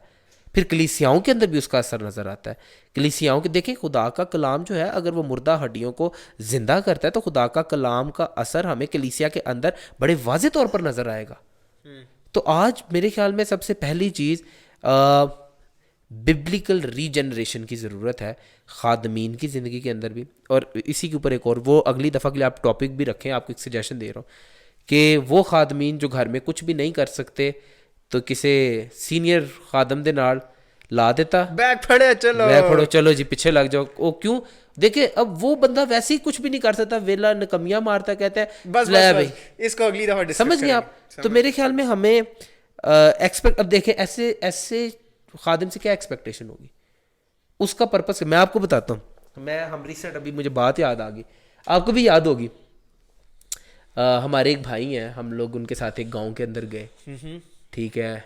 एक रिसेंट अभी वो पादरी साहब बने, कहते हैं जी मैं पादरी हूँ, मैं कलीसिया चला रहा हूँ, तो ऐसे है वैसे है। आप पैसे दें, बड़ा टेंट लगवाते हाँ जी। हैं, बड़ी मीटिंग करवाते हैं, ये करते हैं वो करते हैं, ऐसे वैसे। अब उसमें क्या है नुकसान, आप बताएं। नुकसान ही नुकसान है। आप आगे क्या एक्सपेक्ट कर रहे हैं कि वो कलीसिया को क्या देगा? ठीक है, मैं तो सच कहता हूँ, उसने मेरे से पूछा कि मेरा थियोलॉजिकल स्टांस क्या है, नहीं पूछा। उसने मेरे से पूछा कि मैं क्या कोई मानता हूं। हवा विटनेस वाला आ जाए, सेवंथ एडवेंटिस्ट आ जाए, कोई भी आके सुनाएगा। आ जाओ आ जाओ आ जाओ, पैसे ही पैसे। तो फिर वो जोश के साथ ही बस लोगों को घेर के रखने की कोशिश करते हैं। जोश भी नहीं, मैनिपुलेशन। कलीसिया की एक्सपेक्टेशन कभी भी नहीं बनेगी ना उस शख्स की कलीसिया से, काम क्योंकि हो ही नहीं रहा खुदा का। तो यार ये बड़ा लंबे टॉपिक्स हैं। मैं ये कहना चाहूँगा, for me local pastors need to equip themselves with such a pearl of wisdom which comes only from the Bible, and the only way to equip is by reading books and writing books about what are the positives and negatives in our Christian society regarding the social media or TV channels. On a personal level, communal level, and being a part of a global village, our channelizing of words, thoughts, worldviews should not only represent the kingdom of heaven but also spread the kingdom of heaven. Representation कुछ और हो सकती है, मैं कर सकता हूँ कुछ भी रिप्रेजेंटेशन, लेकिन स्प्रेड करना, उस चीज़ को फैलाना, उसमें मेरी सारी बीइंग इन्वॉल्व होती है। ठीक है, for a being I am sitting here and just talking for the sake to tell you that we are intellectual people, ठीक है, ये हम लोग बता सकते हैं, बट टू स्प्रेड इट, ये हम लोग कैसे स्प्रेड करेंगे कि भाई जो यहाँ पे बात कर रहे हैं वो है हमारा लोकल चर्च, वो है हमारे बहन भाई, ठीक है, वो है गैर ईमानदार जिनके साथ हम लोगों का इंटरेक्शन होता है, वो फैलाना। ठीक है, तो मैं ये कहना चाहूँगा कि लोकल पास्टर्स को इस चीज़ को समझना चाहिए कि अगर वो टीवी चैनल बना रहे हैं, जो भी कर रहे हैं, सिर्फ रिप्रेजेंट नहीं करना, बहुत मेहनत लगती है इस पर। अब बात करते हैं एक और सवाल पे।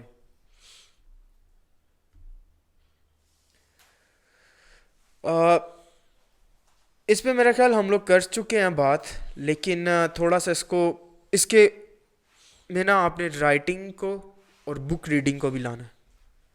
Should Christian sit in front of TV, consumes most of the TV content or not? Is it right or wrong? And what are the other activities which are disturbed by this action? यार idol हो जाते हैं लोग। Idle. ठीक First है। thing is idle. तो क्या कहते हैं, उन्हें पता जाता ही नहीं है कुछ। देखो बाइबल बड़ी वाज़ेह है, बाइबल आपको मेहनत करने का भी कहती है, बाइबल आपको बताती है कि आपने काम भी कैसे करना है। ठीक है। और अगर लिखा है ना कि जो काम करो जी से करो ये जान करके कि खुदावंद के लिए करते हो। फिर कलूसियों के खात्मे में लिखा हुआ है बस तुम काम या कलाम जो कुछ करो सब खुदा के जलाल के लिए करो। तो हमें इस बात के अंदर भी डिफ्रेंशिएट करने की ज़रूरत है कि रिगार्डलेस आप टीवी की, क्योंकि लोगों की एक अपनी बनाई हुई स्पिरिचुअलिटी है, कुछ लोग टीवी के सामने बैठने को स्पिरिचुअलिटी समझते हैं, ठीक है। और मैं थोड़ा सा इस चीज़ को वो डिफ्रेंशिएट इसलिए करना चाहूँगा कि सिर्फ टीवी के सामने बैठे रहना ये स्पिरिचुअलिटी नहीं है। और अगर आप स्पिरिचुअलिटी को देखना चाहते हैं कि स्पिरिचुअलिटी क्या है, खुदा के साथ पर्सनल वॉक क्या है, तो यीशु मसीह की तरफ देखो। यीशु मसीह रातों को अकेला बैठ करके घंटों दुआ में गुजारता था, तो आप दुआ भी करें, ठीक है। फिर आप बाइबल भी पढ़ें, आप रोज़ा भी रखें। यीशु मसीह काम भी करता था, यीशु मसीह प्रीचिंग भी करता था, यीशु मसीह क्या कहते हैं, भाइयों के साथ रफाकत भी रखता था, रोटी भी तोड़ता था। ठीक है, हमें इस चीज़ को भी समझने की ज़रूरत है कि जब हम कहते हैं क्राइस्ट के नमूने को, आपने कहा बुक्स को ऐड करना इसके अंदर, तो मेरे ख्याल में बुक रीडिंग बेहतरीन हैबिट है अगर आप उसको समझे तो। क्योंकि इसके अंदर ये है कि आप जो है ना कुछ कंज्यूम कर रहे होते हैं, आप समझ रहे होते हैं, आप उसके ऊपर एक आइडियोलॉजी सेट कर रहे होते हैं, और बहुत मर्तबा थोड़ी सी आपकी क्रिटिकल थिंकिंग भी तेज़ होती है। बुक्स पढ़ने से आपकी क्रिटिकल स्पर्जन ने एक बात की थी, चार्ल्स स्पर्जन कहता है कि consult many good books but live in the Bible. कहता है अच्छी किताबें से कंसल्ट करें, पढ़ें, लेकिन बाइबल में रहें। मेरे ख्याल में गालिबन जॉर्ज विटफील्ड ने ये बात की थी या किसने, वो कहता है, या चार्ल्स जॉन वेस्ली ने शायद ये बात की थी। कहता है कि अच्छा मसीही अगर आप देखना चाहते हैं एक फेथफुल प्रीचर को, तो वो होगा जिसके एक हाथ में अखबार होगी, दूसरे हाथ में बाइबल होगी, क्योंकि अखबार से वो एग्जिस्टेंशियल इश्यूज से वो वाकिफ रहेगा। अखबार पढ़ के वो बताएगा कि क्या चल रहा है, बाइबल पढ़ के वो ये बताएगा सोल्यूशन क्या चल रहा है, नहीं क्यों चल रहा है, और साथ सोल्यूशन भी देगा, क्यों इस वजह से चल रहा है, गुनाह के असर की वजह से। सोल्यूशन क्या है, क्राइस्ट में सब कुछ है। बिल्कुल। सो मैं मीडिया के मतलब तो या टीवी या जो भी आप चीज़ इस्तेमाल कर रहे हैं, ये भी हम लोग चीज़ें इस्तेमाल कर रहे हैं बस एक मैसेज पहुंचाने के लिए, ठीक है। अब एक saying है बहुत मशहूर है, love people use things, don't use people and love things. ठीक है, लोगों को इस्तेमाल नहीं करना, लोगों से मोहब्बत करनी है, और चीज़ों का इस्तेमाल करना है, चीज़ों से मोहब्बत नहीं करनी। हमारे उल्टा यहाँ पे होता है ये, ठीक है, सारी दुनिया में ही होता है, एक फिनोमेना जो कॉमन है। लेकिन बीइंग अ क्रिश्चियन होते हुए हमें लोगों से मोहब्बत रखनी है और चीज़ों का इस्तेमाल करना है। अब मिसाल के तौर पे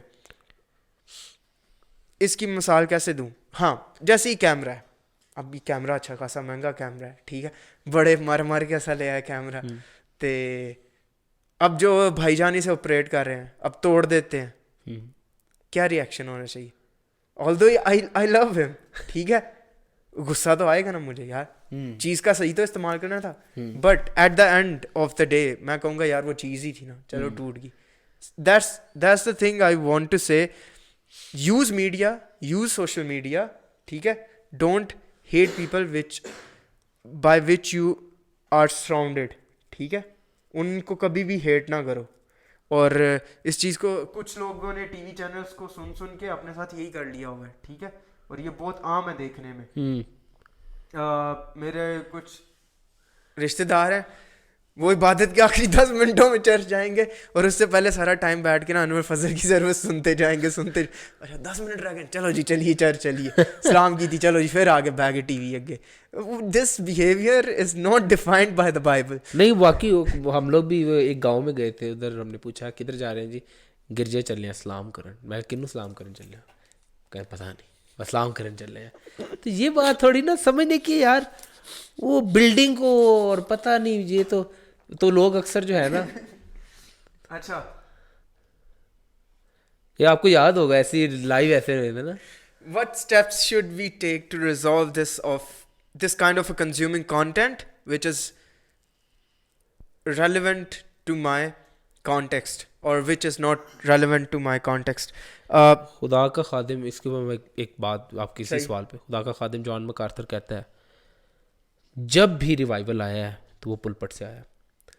पुलपिट और प्रीचिंग, बिल्कुल पुलपट सी प्रीचिंग होगी, क्योंकि अकेला पुलपट खड़ा है तो पुलपिट इज समवेयर, पुलपिट वहां भी बन जाता है जहां पे प्रीचर है। मसीह के लिए पुलपट आप पढ़े, मुबारकबादियां पढ़े, उसके शुरू में पता है वो क्या कहता है, बड़ी प्यारी यार लाइन लिखी है, बहुत प्यारी, एट्रीब्यूट्स जो क्या नाम था उसका, थॉमस वॉटसन, वो कहता है, वो शुरू में मुबारकबादियों के ना वो स्टार्ट बता रहा है, और वो यीशु मसीह की ग्लोरी को, ब्यूटी ऑफ क्राइस्ट को वो बता रहा है, और वो उसी के अंदर कहता है what a great preacher our Jesus Christ was. वाह, कहता है कि खड़ा है और कैसा अजीम पुलपट है जिस पुलपट पे खड़ा है, और वो एक पहाड़ी है जिसके ऊपर वो खड़ा है, और वो उसका पुलपट है, और सामने वो लोग हैं जिनको वो कलाम सुना रहा है, और उस कलाम की ब्यूटी को देखे वो क्या कह रहा है कि मुबारक हो तुम जो दिल के गरीब हो, मुबारक हो तुम जो रहम दिल हो। कहता है कि आज देखें, आज ऐसी प्रीचिंग नहीं है जो कि हमारे बिलीफ्स को चैलेंज करते। क्यों नहीं ऐसी प्रीचिंग? लोग चैलेंज करने से डरते हैं ना। अब देखें लोगों को पता नहीं दिल के गरीब होना क्या है, लेकिन यीशु मसीह बता रहा है कि मुबारक हो तुम जो दिल के गरीब हो, और फिर वो बता रहा है कि दिल के गरीब होने में उसका रिवॉर्ड क्या है खुदा की तरफ से। मुबारक हो तुम जो पाक दिल हो, तो वो बता रहा है कि हमें पाकीज़गी में बढ़ना है, क्योंकि उसका रिवॉर्ड क्या है, तुम खुदा को देखोगे। और जो सामने प्रीच कर रहा है, खुद खुदा प्रीच कर रहा है उन लोगों को कि तुम लोग मुझे देखोगे। अभी भी देख रहे हो, लेकिन ग्लोरीफाइड हालत के अंदर। खुदा बाप, खुदा बेटा, खुदा रूल को तस्लीस से खुदा को क्या प्रीचिंग। मैं तो सजेस्ट करूंगा वो किताब एक मतलब आप पढ़ें। और दूसरी इसी के उसमें कि रिवाइवल जब भी आया वो किधर से आया, पुलपट से आया। मेरा ही एक कोट है, मैं थोड़ा सा उसको एलेबोरेट कर देता हूँ। वो है कि fear of God is the beginning of wisdom, जी, but faithful preaching glorifies God. ठीक है, अब फेथफुल प्रीचिंग की कमी है जिसकी वजह से हम रिवाइवल को नहीं देख पा रहे, और दूसरी चीज़ फियर ऑफ गॉड की कमी है जिसकी वजह से हमारे पास विजडम नहीं है। जब विजडम नहीं है तो प्रीचिंग भी नहीं है, प्रीचिंग नहीं है तो खुदा के जलाल के लिए काम नहीं हो रहा, मैन सेंटर्ड काम हो रहा है। तो हमें बैक टू बाइबल होने की ज़रूरत है। आज हमें दोबारा से रेफर्मेशन की ज़रूरत है। रेफर्मेशन का स्लोगन ही ये था, बैक टू बाइबल। और बैक टू बाइबल का मतलब ही ये है कि हम बाइबल पढ़ेंगे तो बाइबल आपको क्या देगी, हर मसीही को, हर मसीही चर्च को, खादम को, सेमिनरीज को, back to the Bible, back to the Bible. बिल्कुल, ठीक है। बिल्कुल। अब इसमें ना एक बहुत नाजुक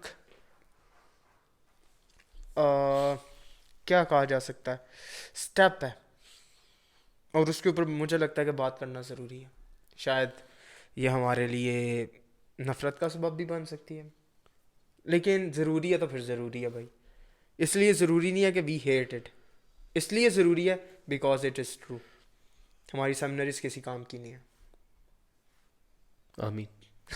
पाकिस्तानी सेमिनरीज ज़ीरो। जो अब ये स्टेटमेंट कह दिया ना, बहुत कुछ हो सकता है, लेकिन मैं इसको एलेबोरेट करना चाहूँगा। रीसेंट जो हमारे पास्टर हैं वो कहाँ से आ रहे हैं, इन्हीं सेमिनरीज से आ रहे हैं। ठीक है, क्या प्रोडक्ट हम लोग देख रहे हैं, कुछ नज़र आ रहा है?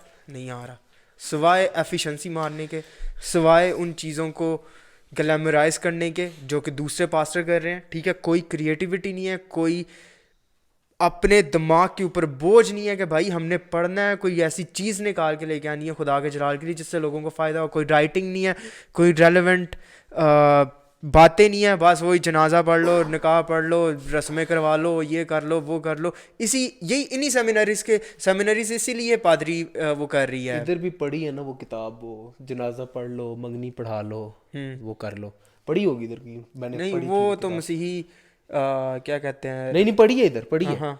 तो वो इधर से पढ़ के वो पढ़ा रहे होते हैं आगे। हाँ। तो उसका क्या है, उसके अंदर उनको एक सेमिनरीज क्या तो फिर वही मिलेगा ना जो आज हमें मिल रहा है। बस यही मसीही मोहल्लों में लड़के लड़कियां फैशन करना अच्छी बात है, बट ओवरडोज होना एक अलग बात है। ठीक है, और उसका विजडम होना वो कहाँ से मिलेगा, वो बाइबल से मिलेगा। बाइबल प्रेजेंटेबल होना और वल्गैरिटी, इसमें डिफरेंस है ना। बाइबल ब्यूटी के बारे में बात करती है, बाइबल मॉडेस्टी के बारे में बात करती है, लेकिन बाइबल बेहयाई और बगैरती के ऊपर भी बात करती है। ठीक है, और इस चीज़ को डिफाइन करने की ज़रूरत है हमें। और इसके ऊपर मैं तो ये सजेस्ट करूँगा पाकिस्तानी सेमिनरीज को अपने करिकुलम के अंदर मीडिया और इन चीज़ों को किस तरीके से हम लोग इस्तेमाल कर सकते हैं खुदा के जलाल के लिए, मैं आपकी इंट्रोड्यूस करवाना चाहिए। नहीं लाइन करेक्ट करूंगा। अच्छा, आपने कहा करिकुलम के अंदर, हाँ। सेमिनरीज को पहले ये बताएं कि करिकुलम है क्या, वो भी करिकुलम डिजाइन करें कि वो होना क्या चाहिए। सेमिनरीज के पास करिकुलम नहीं है, इस बात को समझे सबसे पहले। उनको पता ही नहीं है कि आप इधर पादरी बना रहे हो, प्रोडक्ट निकाल रहे हो, उन्हें पढ़ा क्या रहे हो, कोई अता पता नहीं है, कुछ भी नहीं है। फिर ये ड्रामेबाजी है, मॉड्यूलर सिस्टम फिर शुरू कर देते हैं जी, मॉड्यूल है, उसके अंदर उन्हें पता ही नहीं होता क्या है, उसके अंदर क्या कहते हैं।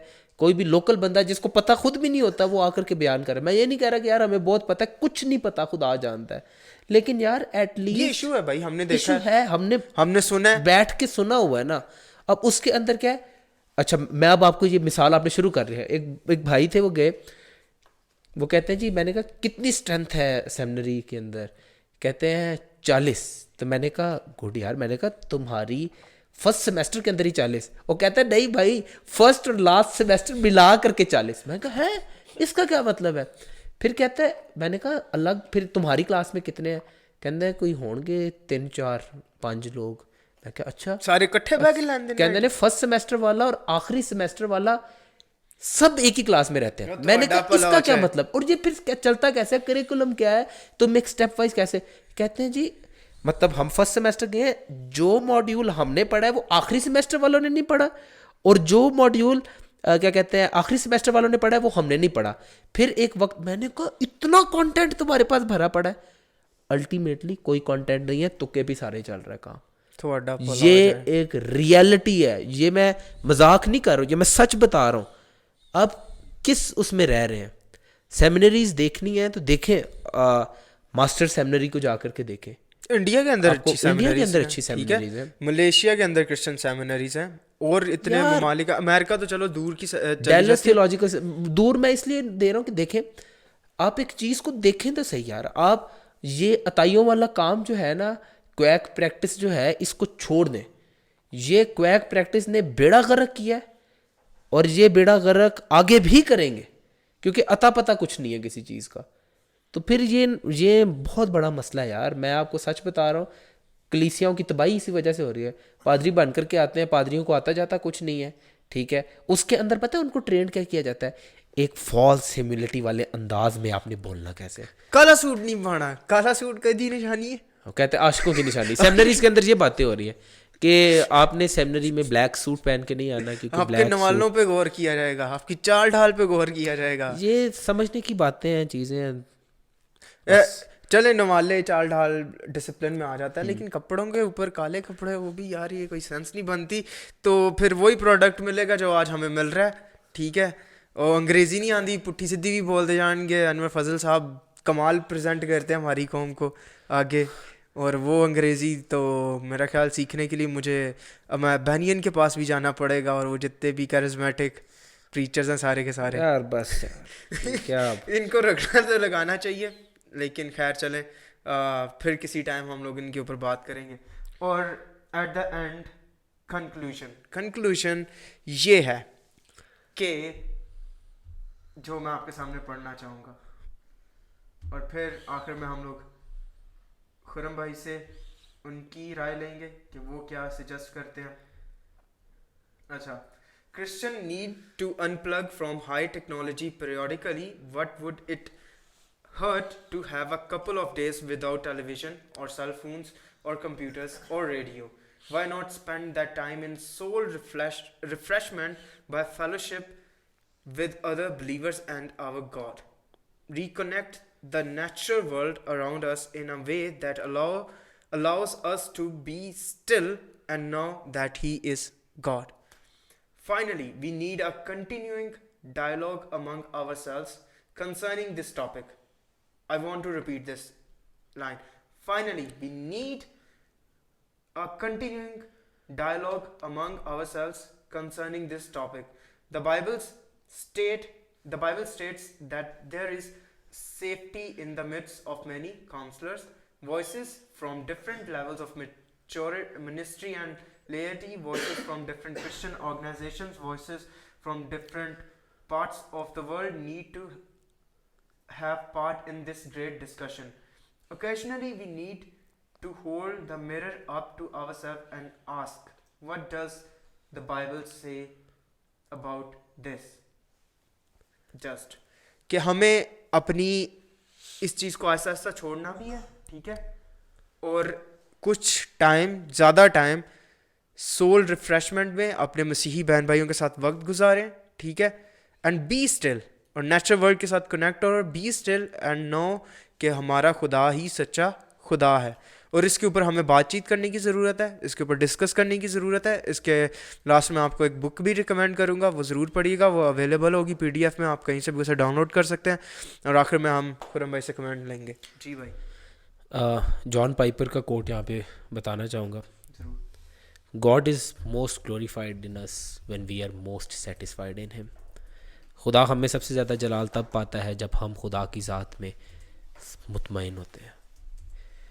मसीह, उसके सलीब पर किए गए काम और सलीब की तरफ से आने वाली मोटिवेशन की तरफ देखें, मसीह की खूबसूरती की तरफ देखें, और बाइबल को इस गर्ज से पढ़ें कि आपने खुदा को जानना है, खुदा की ज़ात के एट्रीब्यूट्स को समझें। जहाँ पर बाइबल आपके बिलीफ्स को चैलेंज कर रही है, बाइबल के सामने अपने आप को सबमिट कर दें। बाइबल की अथॉरिटी के ऊपर अपनी अथॉरिटी को दिखाने की कोशिश ना करें। बाइबल पढ़ें, दुआ करें, खुदा को जानें, खुदा के नाम की खातिर जीने की कोशिश करें। आज हमें ऐसे मर्दों की, ऐसी ख़वातीन की, ऐसी बहनों की, ऐसे नौजवान नस्ल की ज़रूरत है जो कि खुदा के डर और खुदा के खौफ में ज़िंदगी गुजारने को अहमियत दे। और अगर सोशल मीडिया की बात रही तो हमें ज़रूरत है कि हम इसको खुदा के जलाल के लिए इस्तेमाल करें, और सोशल मीडिया का रेवरेंटली इस्तेमाल होना और गॉड ग्लोरीफाइंग वे में इस्तेमाल होना ये ज़रूरी है। सोशल मीडिया बुरा नहीं है, मसला हमारे अंदर है। ये मसला हमारे अंदर है। तो इसका इस्तेमाल सीखें कि आप इसके ज़रिए से कैसे गॉस्पल को और ज़्यादा आगे पहुंचा सकते हैं और ज़्यादा एक ब्रॉडर स्पेक्ट्रम के अंदर आप जा सकते हैं। तो सीखें, इसके ऊपर थोड़ी सी मेचोरिटी गेन करें। मेरी बातों के ज़रिए से मेचोरिटी नहीं आएगी, बाइबल पढ़ने से मेचोरिटी आएगी, क्योंकि बाइबल सादा दिलों को दनाई बख्शती है।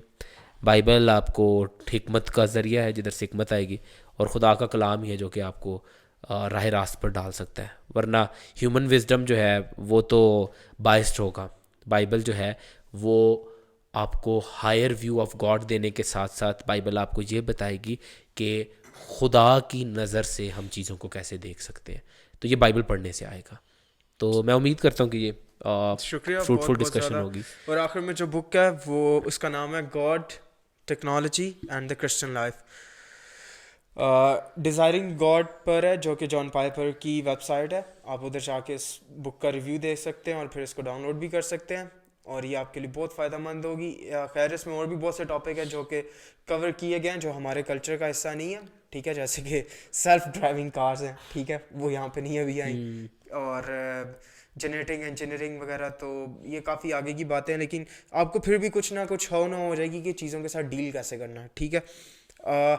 इस पॉडकास्ट का हरगिज़ ये मतलब नहीं था कि आपको टेक्नोलॉजी को बताया जाए कि ये कोई साजिश है, ये या कोई लानत है, या कोई बुरी चीज़ है। Technology is very good thing जब तक आप इसका अच्छा इस्तेमाल करेंगे, ठीक है। Otherwise it is destructive, and it is destructive, बहुत बहुत ज़्यादा डिस्ट्रैक्ट और डिस्ट्रक्ट करेगी किसी की भी ज़िंदगी को, ठीक है। तो लिहाजा इसको बड़े ही बेहतरीन तरीके से इस्तेमाल करने की कोशिश करें, और उम्मीद करते हैं कि आपको इस डिस्कशन से फ़ायदा हुआ हो। कमेंट्स में अपनी राय का इजहार भी ज़रूर कीजिए, और इसको लाइक भी कीजिए, शेयर भी कीजिए, और अगर आप किसी चीज़ में हमारी करेक्शन करना चाहते हैं तो ज़रूर कीजिए। We are willing to be correct. और आखिर में यार, उसका नाम टिम चैलिस नहीं था, मैट चैंडलर।